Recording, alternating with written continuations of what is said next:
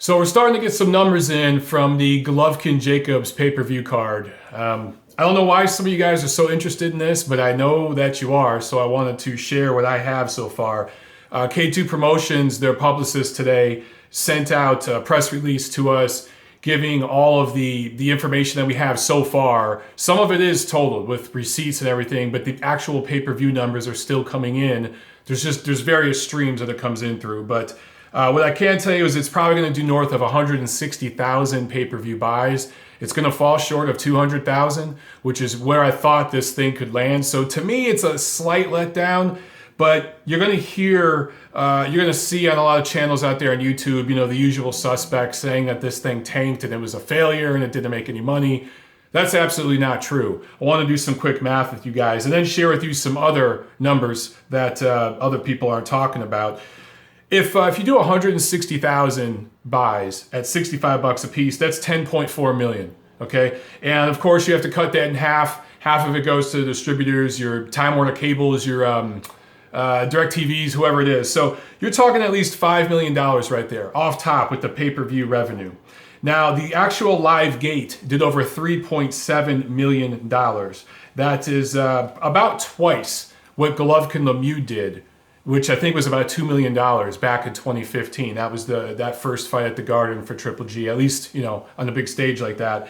And this almost doubled that. So the 3.7 million from the live gate, they did a crowd of over 19.9 thousand. Average is about $200 a ticket, I think, if you do the math there. So between the pay-per-view revenue and the live gate, you're talking about 9 million in revenue.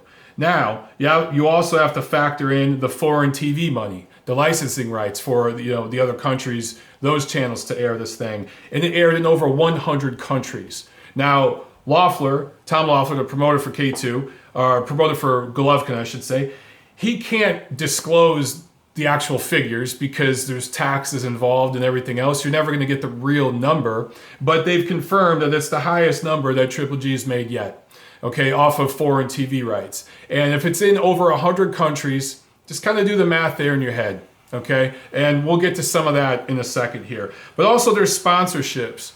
Now, there's 2 new sponsorships I can think of off the top of my head that Golovkin had for this fight, on top of already the several sponsors he has going. Any sponsors that Jacobs brought with him, he gets money off of them.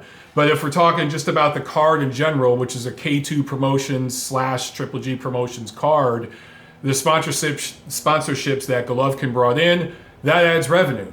And then you have to factor in the merchandise sales. That topped 150,000. That broke the previous record that Golovkin set against David Lemieux back in 2015, which I think was like $120,000, okay? So you add all this up, okay, you're talking well over $10 million in total revenue, 8 figures, okay? Now let's look at purses. Golovkin's reported purse, $2.5 million. Daniel Jacobs, $1.75 million. Chocolatito got just over $500,000, and Rungvi Sai got $75,000. Of course, there were other undercard fighters as well. That might total up to a couple $100,000. So real quick, just notes on Golovkin. He made $5 million against Brook. He made $2 million against Wade and Lemieux. So his last 3 fights, he's been in that range. That fight with Brook did 500,000 plus pay-per-view buys over there in the UK, but their pay-per-view structure is much different. Those cards cost about $20 American. This card here in America, $65 a pop. So you see the difference right there. For Jacobs, this was his career high best payday. His former best was 1.5 million against Peter Quillen, which I think that goes back to 2015 as well. So this was his best payday in a while and the best of his career. So altogether, you're talking about $5 million in purses, right? And then you have to add the promotional costs, travel, training expenses, all that kind of stuff, right? Let's say that's another million or so. And then you factor in all the revenue I talked about before. So the revenue probably more than doubles the total cost for this thing, right? So this thing was profitable. It made money. Now, did it make anywhere near what Canelo Chavez is going to make in May 6th? No, absolutely not. Did it make anywhere near what other fights over in the UK and stuff like that are going to make? No. look, it's obvious that Gennady Golovkin is not yet, not even close to a crossover star, at least on pay-per-view here in the United States. He sells tickets, he puts butts in seats, diehard fans go to his fights and buy the fights on pay-per-view. He's only had 2 of them. This was the first for Danny Jacobs. But, all things considered, the guy isn't that crossover star yet. He needs that big fight over a name to take him over the edge. And obviously at this point, that's Canelo Alvarez. He's the biggest name in the sport, at least here in North America. Nobody comes close to him. Gennady might be right behind him when you think about it, when you start adding all the numbers up, as far as who's commercially bringing in the most sponsorships, the most foreign TV money, everything to the table. It's probably Canelo, and then it's probably Golovkin, at least on this hemisphere, if you will. So that's the deal right now with Golovkin-Jacobs. We're going to get more information about the pay-per-view buys and all that stuff, but here's kind of what I want to know. And it's impossible to measure yet. How many people watch this thing on Facebook Live? How many people who had a boxing chat room with, let's say, 5,000 likes or friends or followers, whatever they call it on Facebook?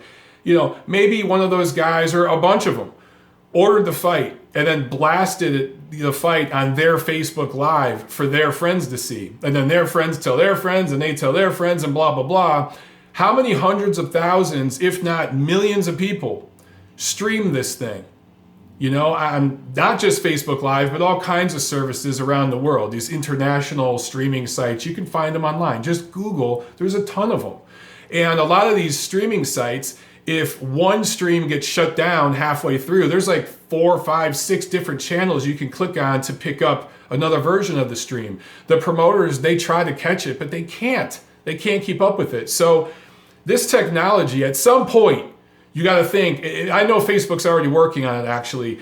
They're going to build in algorithms and some kind of technology where they could determine how many people watched this event on this date and that event on that date.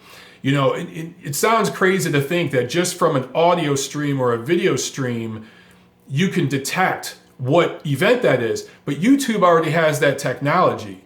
If you download a song, let's say from some artist, I don't know, whoever the hell, Ariana Grande, there you go. If you download an Ariana Grande song and you load it up on your YouTube channel and you try to monetize it, boom, YouTube immediately hits you.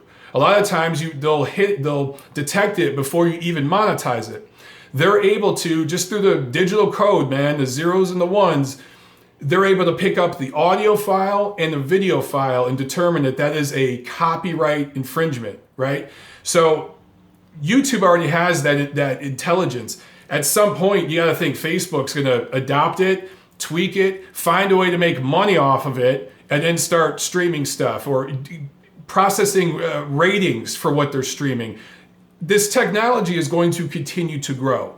It's going to affect the pay-per-view model in boxing here in the United States and really, all sports. This is the future. So it's up to the promoters to figure out what to do. This is the new world.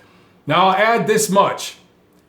The low pay-per-view numbers in boxing post Mayweather-Pacquiao are not just due to these streaming services and the Facebook Live and stuff like that, because I've talked about this before. If you compare it to MMA, to the UFC, yeah, their numbers are down, but they're not down as drastically as boxing's numbers are down.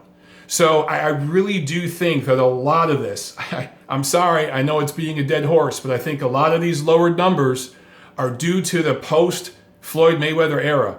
Floyd Mayweather pulled the greatest bait and switch money grab in the history of modern sports. And it's never going to happen again in boxing. Now, I say that, and he's probably going to fight Conor McGregor and pull another money grab on you guys, and a lot of you watching this will buy it. More of you will probably stream it on Facebook Live. But look, the days of dangling a carrot in front of people for 5, 6, 7 years and fighting guys that have no business being in the ring with you, charging people $80 for it with shit undercards, those days are gone. doing that and getting 1 million pay-per-view buys as Floyd was doing, and let's be real, Pacquiao did a little bit of that himself, probably took better challenges and had better fights than Floyd, but they were both taking advantage of it. And all these secondary fighters, they were taking advantage of it too, because that inflated market, they were getting theirs. Those days are over. And at some point, it's going to fall on the fighters themselves to start accepting less money. And it's going to fall on the promoters to stop giving out these guaranteed contracts. And it's going to be up to the people running the networks to stop doing these guaranteed contracts with fighters as well, these exclusive contracts. The game has to change. Okay, these things are changing, and we're seeing it happen right now in front of our eyes. And I think we're going to get to a point where the future of this business is in streaming. And you're going to see more promoters do what Top Rank did last year with their Pacquiao Vargas card.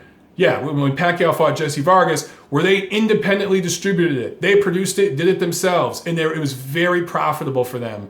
And they only needed about, I think, 300,000 buys. And, Manny's making a lot of money to be successful with that. So I think that's the future. And I think either the promoters figure out how to do that themselves, or some genius businessman, the Mark Zuckerberg of fight sports, creates a platform where all fight pay-per-views are in one place. And you pay for this service. Maybe it's a monthly fee. It's kind of like a Hulu for boxing or a Hulu for martial arts or sports, whatever, where you can order pay-per-views from all over the world. If I was, one of those computer nerds who understood all that shit, I'd get to work on that right now myself, because I think that's the future of this industry. But I wanted to give you guys the latest information I have. There's a lot of misinformation out there from the usual suspects. You know how that shit goes. But based on what we know right now, it's confirmed. This was a very profitable card. And Golovkin-Jacobs, despite the elevated price tag for this fight, is basically tickets were twice as much as they were last time Golovkin was in New York. The pay-per-view is more. It did more sales. It did more butts in the seats and pay-per-view sales. So this is a good sign, but the guy has not yet crossed over, and the pay-per-view model in boxing, at least in America, is still broken and needs a lot of fixing.